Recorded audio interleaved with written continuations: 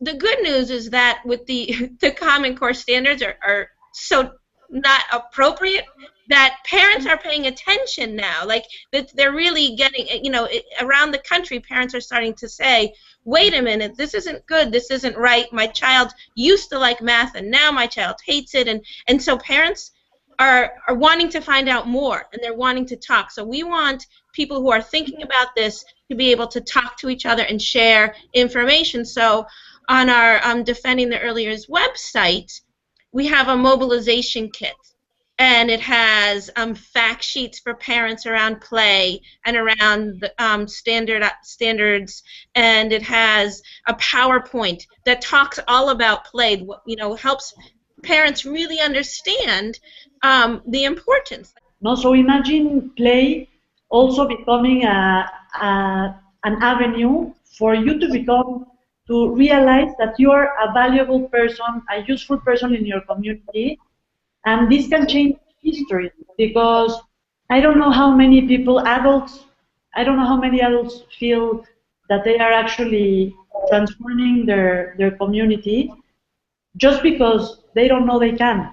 So if we realize this since very young ages, we have the potential and the possibility in front of us to have a complete different outlook on everything that we're worried about, from simple things to very, very complex issues that we have to deal with, such as violence, corruption, apathy, discrimination.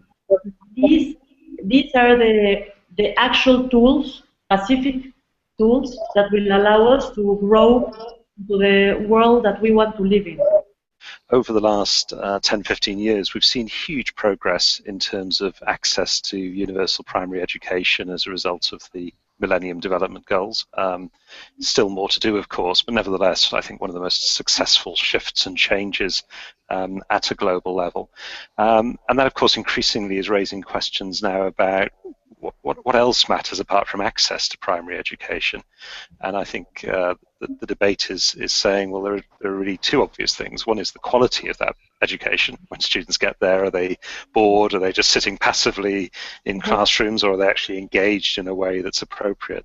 And then the second piece is that, of course, we know that 6 years of primary education doesn't educate a workforce or a society, that we need more than that. And increasingly, the evidence shows the importance of early childhood.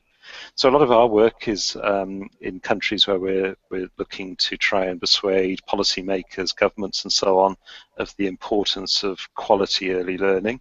And I guess in a group like this, I don't need to say that for us, play is really at the very heart of quality early learning. We believe that's the developmentally the most appropriate way for children to do that.